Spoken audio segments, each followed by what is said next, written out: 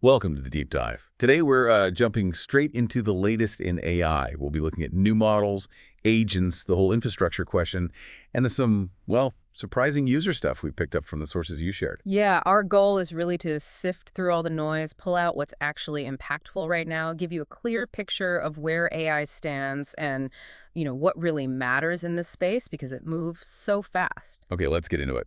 Kicking off with the models themselves, there's just so much happening. The big buzz seems to be Google's Gemini 2.5 Lineup Pro, Flashlight Ultra. They're generally available now. Right. And this idea of Flashlight as a neural OS, that caught my eye because of the speed. Over 400 tokens per second. It's incredibly fast, yeah. And that neural OS concept, it kind of hints at something deeper, doesn't it? Like AI becoming almost ambient, just there in the background. Oh, interesting. But, beyond the headlines, there's also this public discussion cropping up about the Gemini 2.5 Pro GA model specifically. Oh, what's the issue? Well, some users are asking if it's really new or maybe just a rebrand of an older preview model, without actual performance bumps. Plus, there are still those ongoing concerns about Google's pricing. That keeps coming up. Right, pricing is always a factor, but it's not just the giants, is it?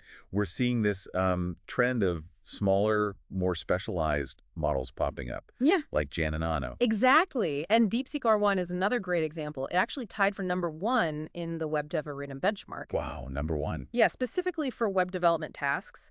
It shows how these focus models can really excel in their niche, outperform the generalists sometimes. But there are limits, right? Because I Yeah. saw something about a benchmark where even top models struggled. Ah, yes, the Live Code Bench Pro benchmark. That was, well, pretty striking. Top LLM scored basically 0%. Zero. Seriously. On the hide coding problems, yeah, 0%.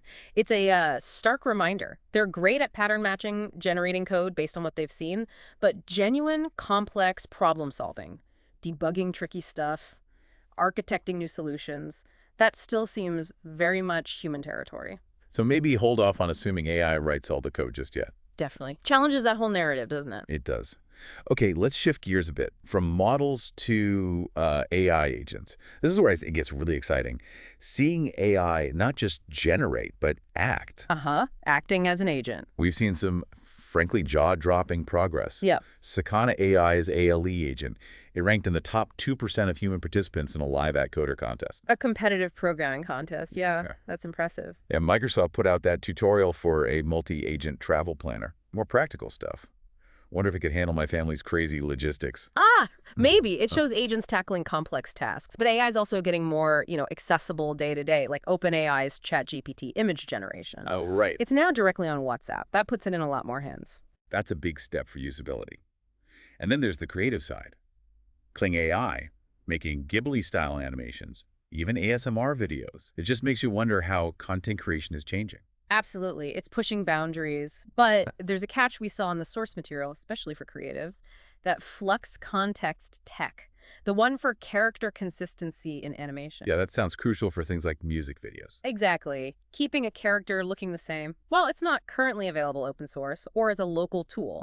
So you're locked into specific cloud platforms if you want that feature. Pretty much, which is a barrier for a lot of artists. Okay, so we have these powerful models, these acting agents, but they need grunt, right? Infrastructure. Which brings us to that whole local versus cloud debate. It seems constant. It really is. And there was that recent speculation, Sam Altman teasing a locally runnable OpenAI model. Yeah, I saw that. Immediately makes you think about VRAM, right? Like how much graphics memory you'd actually need. Yeah. The Reddit threads went wild. Oh, totally. And that connects directly to conversations on places like the Local Llama subreddit. People are really getting into the weeds, discussing multi-GPU setups, cooling solutions. Serious hardware stuff. Serious hardware, and the trade-offs involved. What can you realistically run locally versus the cloud, and what kind of technical skill does it take? It's not plug and play. Not at all. And zooming out a bit, a theme that keeps coming up in these user discussions, across the board really, is trust. Trust issues with LLMs, and maybe an over-reliance, especially for things like coding. Relying on them too much without checking. Precisely. It just hammers home how vital human validation still is. That whole human in the loop idea, especially for making sure any synthetic data is grounded, we need to trust the output, right? Absolutely. So quite a landscape then. We've gone from new model releases, big and small, to these agents doing creative and complex things, right down to the nuts and bolts of running it all locally versus in the cloud. It's moving incredibly fast. It really is dynamic. So maybe a final thought for you, the listener, to chew on.